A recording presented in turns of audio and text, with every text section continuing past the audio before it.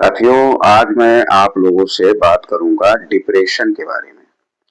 Depression आज के समय की बहुत बड़ी समस्या है साथियों, और ये दिन प्रतिदिन बढ़ती ही जा रही है। इस पर यद्यपि मैं फोन कभी देखता हूँ तो इस पर बहुत सारे चुटकुले भी जो है बनाए जा चुके हैं।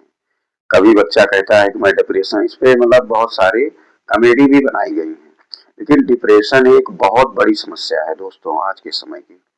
और मेरा अनुभव जो है, उस अनुभव के अनुसार मैं आप लोगों को अगर बताऊं, मैंने जो अनुभव किया है और जिन लोगों की संगति में मैं रहा हूं, जो लोग डिप्रेशन के शिकार रहे हैं, उन लोगों की स्टडी के आधार पर मैंने जो देखा, मैं कोई डॉक्टर नहीं हूं, लेकिन मैंने अपने आसपास या जहां जहां मैं गया हूं, जिन लोगों को भी मैंने डिप्रेशन में देखा, उसके कई कारण मैंने देखे हैं।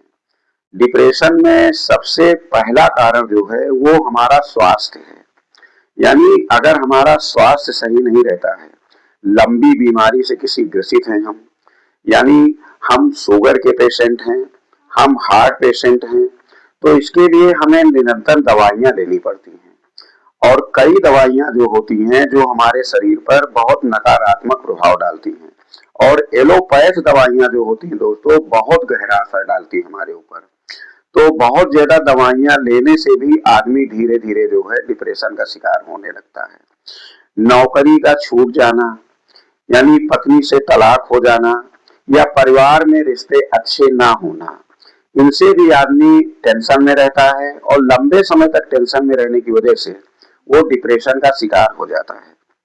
अगर आदमी शराब पीता है, सिगरेट पीता है, और अतिशय जब इसकी हो जाती है, तब भी वो धीरे धीरे डिप्रेशन का शिकार होने लगता है। क्योंकि वो ये नशा ज्यादा तब करता है जब वो तनाव में बहुत ज्यादा होता है। तो इन चीजों से दूर रहना ही जो है डिप्रेशन को दूर करना है। ठीक है। विटामिन डी भी कहा जाता है कि विटामिन डी की भी कमी अगर हमारे अंदर है तो इससे भी डिप्रेशन हमें होता है। तो हमें अपने स्वास्थ्य के प्रति बहुत सचेत रहना है। कुछ न्यूरो ट्रांसमीटर जो है हमारे मस्तिष्क में होता है, इससे भी हमारे अंदर डिप्रेशन आता है। यानी हमारे मस्तिष्क को जो कंट्रोल करने वाला न्यूरो ट्रांसमीटर है, उसकी वजह से भी हमें डिप्रेशन आता है। कुछ ट्रेडिशनल यानी हमारे पारिवारिक अगर बीमारी किसी को डिप्रेशन की रही है तो उससे भी हमें डिप्रेशन आता है। तो इन सब चीजों का ध्यान रखते हुए हमें सतर्क रहना है और अपने आप को डिप्रेशन से दूर रखना है। उम्मीद है आप लोगों को ये बात पसंद आई होगी आज की हमारी, और आगे भी मैं आपको इस तरह की अच्छी जानकारियां दूंगा जिससे